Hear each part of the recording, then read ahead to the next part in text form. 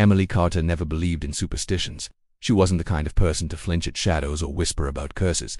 But the night she moved into her new apartment, she found something waiting for her in the corner of her bedroom, a tall, cracked mirror that had once belonged to the previous tenant. From the moment she saw her reflection staring back at her, she knew something about it wasn't right. Her own face looked almost normal until its lips curved into a smile she hadn't made. I never paid much attention to mirrors before.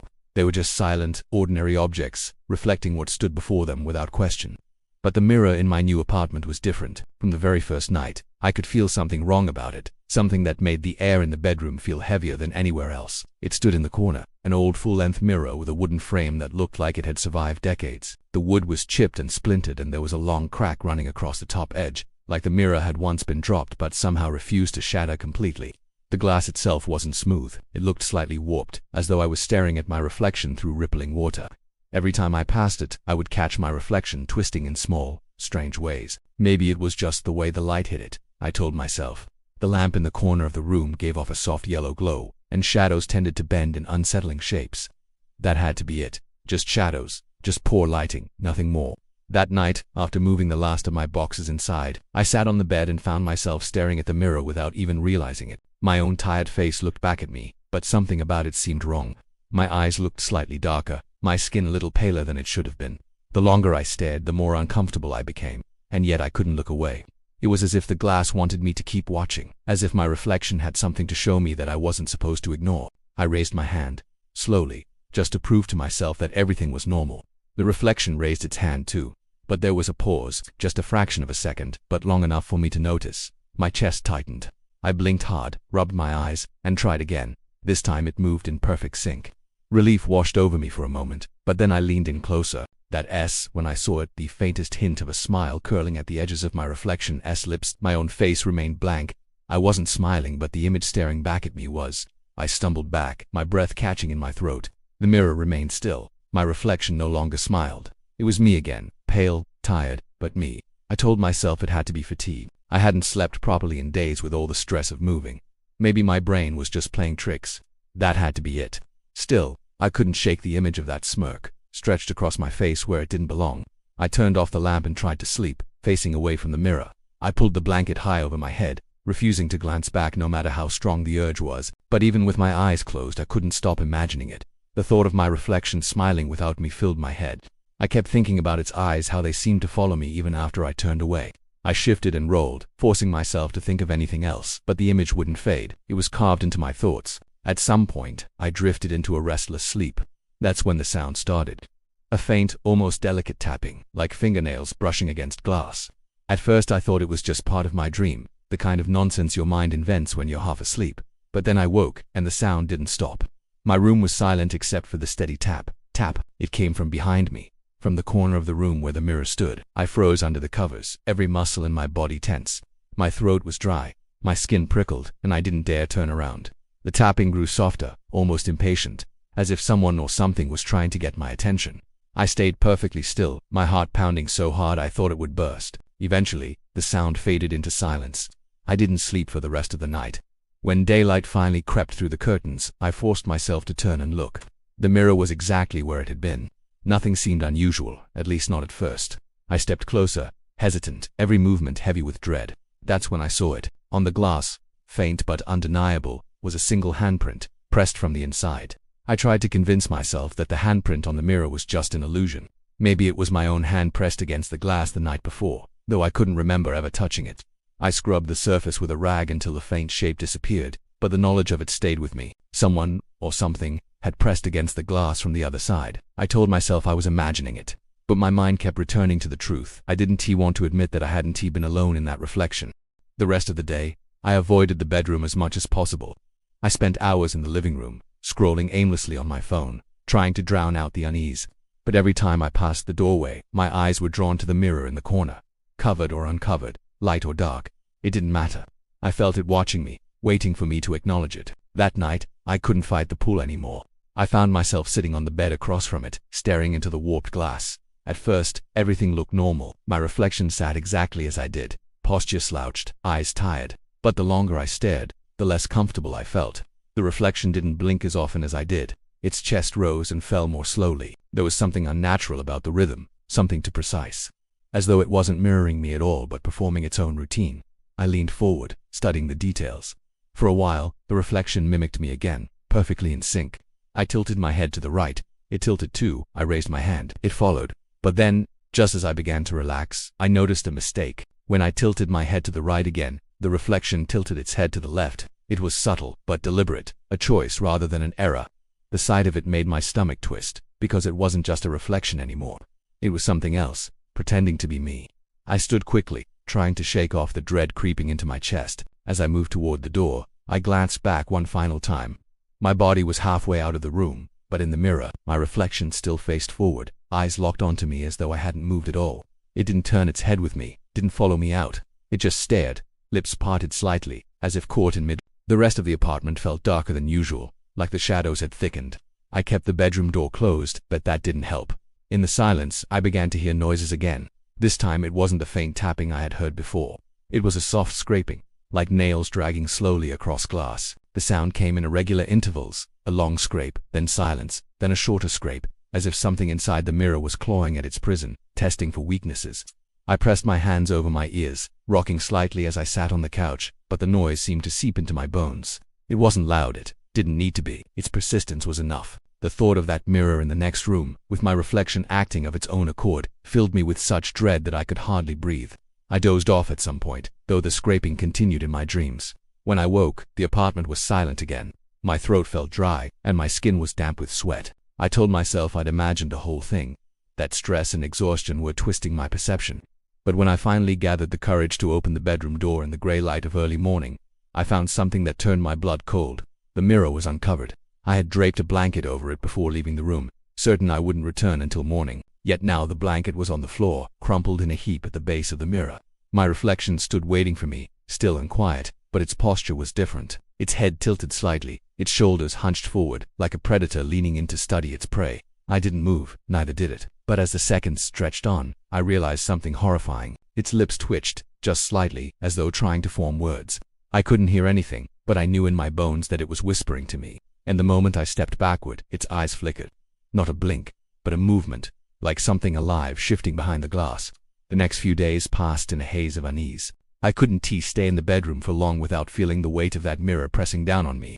I tried to cover it again, tucking the blanket tightly over the frame and pinning it down so it couldn't slide off. But no matter how careful I was, I always woke up to find the blanket on the floor. It didn't matter if I used tape clips or even pushed furniture against it. By morning, the mirror was uncovered, gleaming faintly in the shadows, as though it wanted to be seen. I told myself I would ignore it, but ignoring something that watches you isn't possible.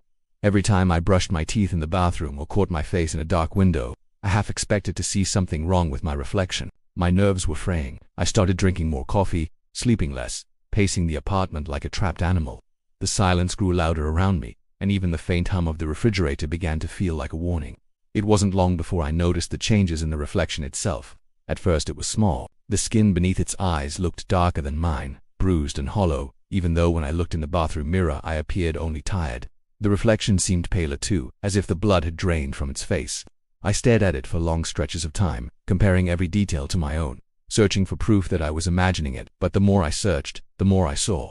One morning, as I brushed my teeth, I glanced toward the bedroom. The mirror stood uncovered, of course, and what I saw froze me mid-motion. My reflection wasn't brushing its teeth. It wasn't holding anything at all. It stood perfectly still, its arms hanging limply at its sides, mouth slightly open as if whispering something I couldn't hear. The toothbrush slipped from my fingers, clattering into the sink, and for a few seconds I couldn't breathe. I stared at the still figure in the glass, my stomach twisting in panic. Then, almost mockingly, the reflection lifted its arm and mimicked me again, as though nothing had happened. I tried to laugh it off, but the sound that came out of my throat was thin and broken. That night I pushed the bed away from the mirror, dragging it across the floor so I wouldn't have to face it while I slept. But the distance didn't help. I lay awake watching shadows stretch across the ceiling, listening to the creaks and hums of the apartment. Every so often, I thought I heard something else like faint breathing that wasn't mine. By the third night, exhaustion overwhelmed me. My eyes shut on their own, heavy and burning, and I slipped into a restless dream.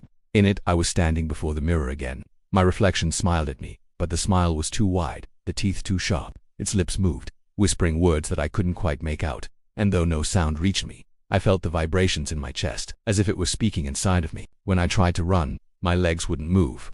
My reflection reached toward the glass, pressing its palm against it. and I felt the pressure against my chest as though its hand were pressing directly into me.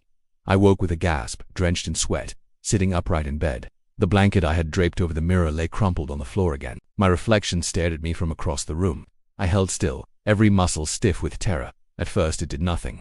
Then, after a long, unbearable silence, its lips curved into that same faint grin I had seen on the first night. I forced myself to look away, but I couldn't ignore the truth anymore. It wasn't me in that mirror.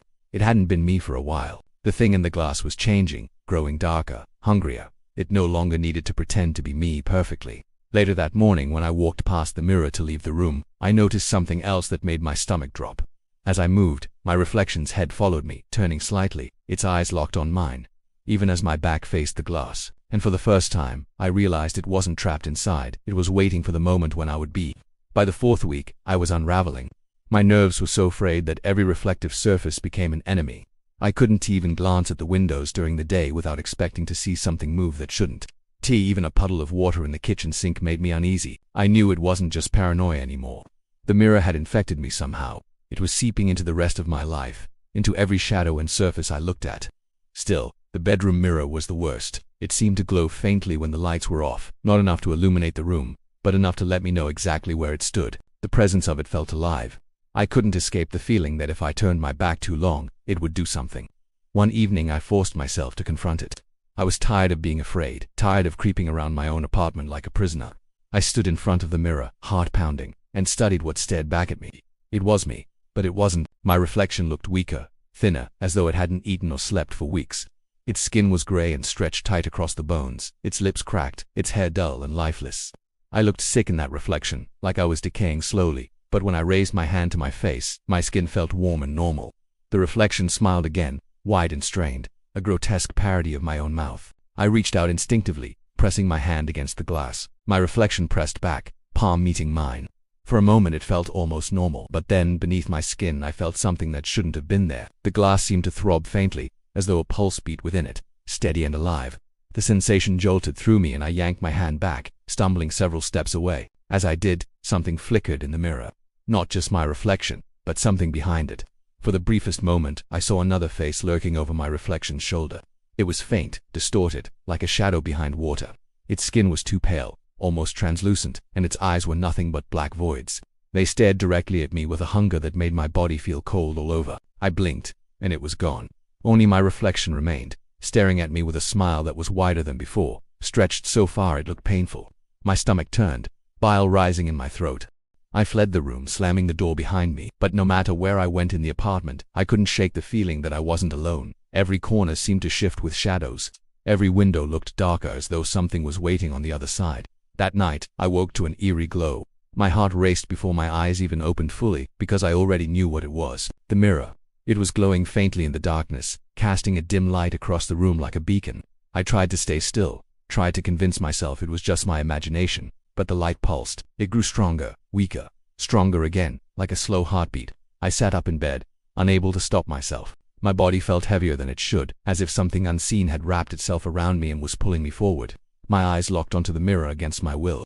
The reflection inside wasn't lying down as I was. It was standing, tall, thin, shoulders hunched, head tilted slightly, staring directly at me. And then the glass rippled. Just once, like the surface of disturbed water, before settling back into stillness. I couldn't breathe. I couldn't move. I watched, frozen in my bed, as the reflection leaned closer to the glass, pressing its face against it until its features warped. Its blackened eyes seemed to bore into me. I wanted to scream, but no sound came out. The apartment was silent except for the faint hum of the glowing mirror.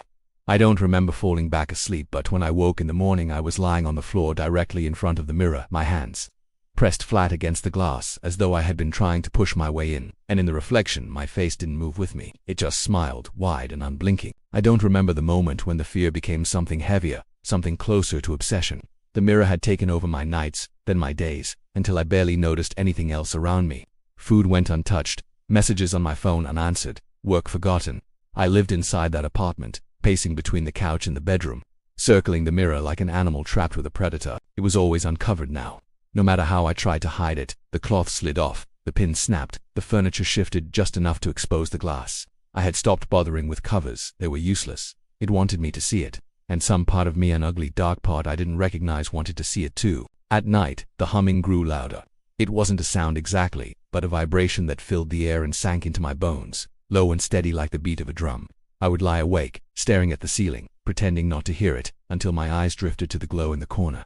The mirror pulsed faintly, the same rhythm as my own heart. The reflection no longer waited for me to move. It moved on its own. The first time it stepped forward, I thought I was dreaming. I was lying in bed, my eyes half shut, when I saw it in the corner of my vision. The reflection walked toward the glass while my body stayed still. Slow steps, one after another, until it pressed its forehead against the surface. I could see the condensation of its breath fogging up the inside of the glass, even though my lips never parted. Its mouth moved silently, whispering words I couldn't hear. My skin crawled with every shape of its lips, with every invisible syllable I wasn't supposed to understand. The next morning, I woke in the same position it had taken, forehead pressed against the mirror, palms flat against the surface. I stumbled back, nauseous, but the reflection didn't follow. It stayed where it was, smiling faintly, its lips curling upward as though mocking me. Days blurred after that. I stopped checking clocks because time no longer made sense. Sometimes daylight streamed through the curtains. Sometimes darkness stretched across the apartment, but all of it felt the same. I began to wonder if I was trapped in a dream, but the hunger in my stomach and the ache in my bones told me this was real. The mirror was real, and whatever lived inside it was pulling me closer. One evening, the pull became unbearable. I sat cross-legged on the floor in front of it, staring into the warped glass. My reflection stared back, gaunt and pale, its skin hanging loose over its skull, its eyes hollow and bottomless. Behind it, faint shapes moved, too quick to focus on faces, limbs, shifting like shadows beneath water. I felt dizzy, as though the world around me were tilting, and I leaned forward without meaning to. The glass was colder than ice when my forehead touched it. The hum deepened, rattling through my skull. My reflection's mouth moved faster now, whispering in frantic bursts. For a moment, I thought I could almost hear it. Not words exactly, but the echo of voices pressing against the barrier. Layered and overlapping, begging, calling, demanding. I tried to pull back, but my body didn't respond. My hands rose, pressing flat against the glass. The surface rippled beneath my palms, soft and unsteady, as though the glass had turned to liquid. My reflection's grin widened until it split its face unnaturally. My stomach turned with horror, but still I couldn't move. The liquid surface tugged at me, a gentle pull at first, then stronger, dragging me closer. My arms sank in up to the wrists, then my elbows. I gasped for breath, but the sound was swallowed by the vibrations. For a moment, I thought I was going to be pulled inside completely. I felt the cold climbing my arms, my chest, seeping into my lungs. Then it stopped. The mirror hardened again, solid beneath my palms. I fell backward, gasping, and looked up in terror. My reflection wasn't with me anymore. It stood on the other side, not mirroring me, not trapped. It raised its hand in a mockery of a wave. Its grin stretched impossibly wide. And then, slowly, it turned its head not toward me, but toward the rest of my apartment, toward the door. That's when the truth struck me. I wasn't looking into the mirror anymore. I was looking out of it. My hands pressed against the inside of the glass, cold and smooth. My breath fogged the surface. The apartment stretched before me, unfamiliar now, a world on the other side. And standing in my place, wearing my face, was something else. It moved with purpose, with weight, as though it had always belonged there. It didn't look back at me. It didn't need to. It had what it wanted. I pounded against the glass, but no sound escaped. The thing turned off the light, leaving me in darkness, and the last thing I saw before the room went black was its smile.